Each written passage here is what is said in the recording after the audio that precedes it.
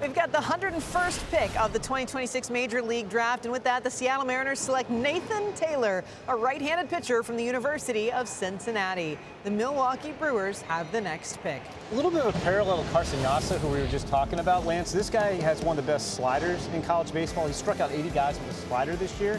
The fastest, like Nebraska did, Cincinnati actually called for his slider more than his fastball, which is 92, 94, and 97. Yeah, I mean, the Mariners, too, if you look at a lot of what they do in the minor leagues, they throw a ton of sliders. They don't throw a lot of four-seam fastballs at all. So they kind of seem to be playing into their strengths there. I know it's a bit counterintuitive given a lot of the guys in the big league staff throw a lot of four-seam fastball, but they really like this more heavy slider, ability to get around the ball, will add sink off that, not really will rely too much on like those vertical four-seam shapes. So kind of an interesting play. Continue to await the next pick here. And again, you take a look at those numbers overall, 3.60 ERA and the 1.18 whip.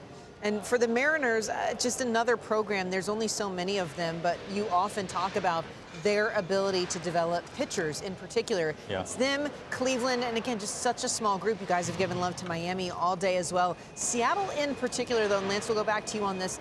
What is it specifically have you found that, I mean, they can get a good arm or even a questionable arm and they make him the next big dog?